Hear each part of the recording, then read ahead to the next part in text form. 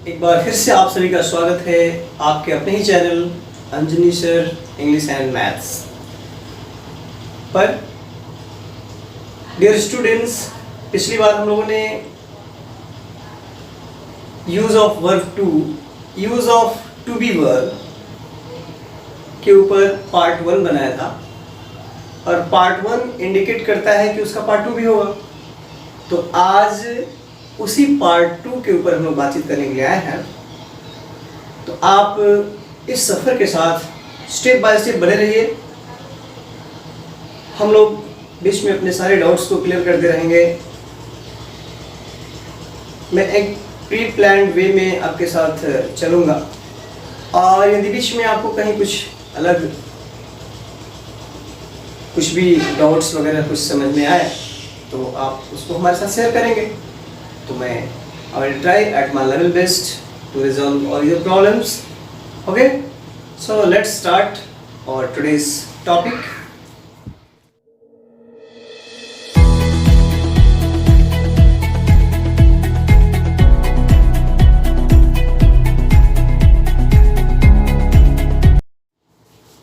Dear students, आपने देखा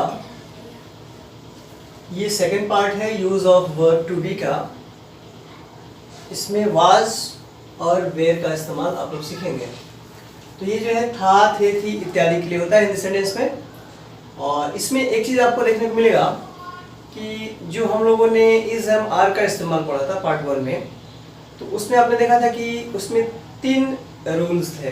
कौन कौन से? आई के लिए सेपरेट था, थर्ड पर्सन सिंगुलर नंबर के लिए अलग एक रूल था और इसके बाद बाकी अदर्स के लिए एक अलग रूल था। लेकिन यहाँ पे सिर्फ 2 ही पार्ट में डिवाइडेड है, यानी कि आई जो है उसने अपना साइड बदल लिया है। वो अब अकेला नहीं रहेगा, वो जाकर मिल गया है किसके साथ? थर्ड पर्सन सिंगुलर नंबर के साथ। आप देख सकते हैं आई जो है ही, she, it, any one name के साथ में आ गया है और इन सब के साथ हम लोग ऑक्सिलियरी वाज यानी वर्ब टू बी। बी में हमने बताया था कि ऑक्सिलियरी वर्ब में आपको कि वर्ब बी में क्या क्या चीजें आती है। तो उसमें का वाज जो है ये इन सब के साथ लगेगा, बाकी अदर्स हो जाएगा। इसके बाद जो सेकंड इसका रूल है we, you, they, plural noun, इन सब के साथ आप वर्ब का इस्तेमाल करेंगे। इसके बाद अदर्स। एग्जाम्पल में लेंगे सी वॉज माई कजन, वह मेरी चचेरी ममेरी फुफेरी क्या थी? बहन थी।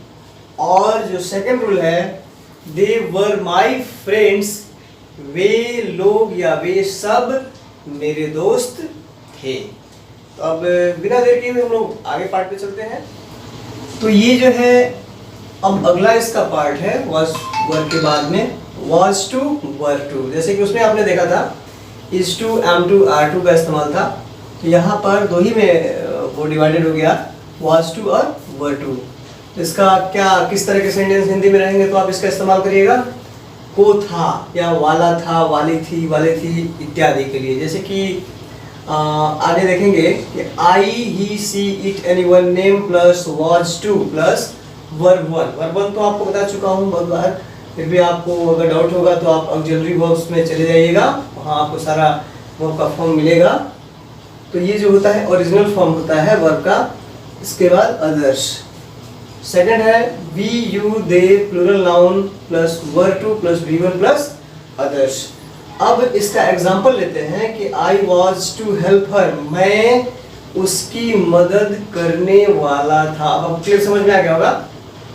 अब आपको क्लियर समझ में आ गया होगा कि ये जो है वॉज टू वर्ब टू का इस्तेमाल कैसे हिंदी के सेंटेंसेस में किए जाएंगे।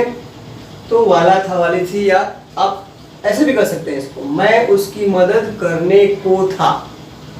मैं मदद करने को था, दैट मीन्स व्हाट? मैं उसकी मदद करने वाला था। Simple. They were to be to beat you, वे लोग तुम्हें पीटने वाले थे। They were to beat you, वे लोग तुम्हें पीटने वाले थे लेकिन तुम बच गए। ठीक है, ऐसा कहा जाएगा, ऐसा कहना होगा हमको। तो क्या कहेंगे? दे वर टू बीट यू। तो ये आपके बहुत ही काम आने वाला है, मुझे उम्मीद है। अब चलते हैं इसका एक लास्ट जो पार्ट है उसको भी जान लेते हैं।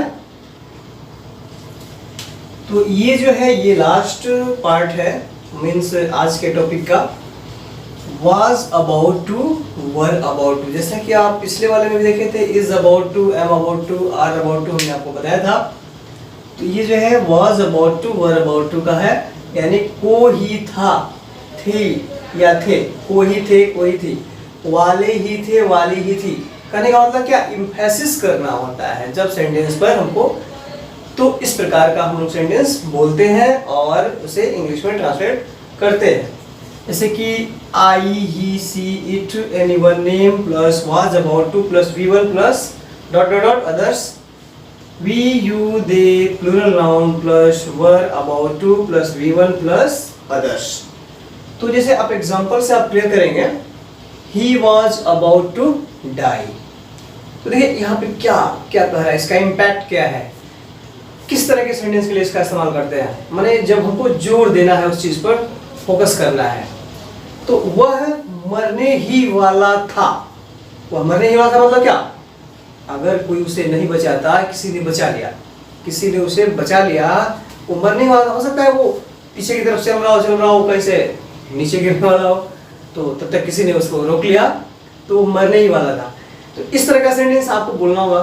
तो आपको ये कौन हेल्प करेगा, ये जो रूल है ये आपको बहुत ज्यादा हेल्प करने वाला है। This rule is going to help you enough for such sentences and we, you, they plural noun were about to plus V one, they were about to help you, but देखिए ये थोड़ा सा contrary होता है। तो they were about to help you but you started abusing them, थोड़ा विरोधाभास है। क्या है विरोधाभास, कि वे लोग तुम्हारी मदद करने ही वाले थे लेकिन तुमने उनको गालियां देना शुरू कर दिया।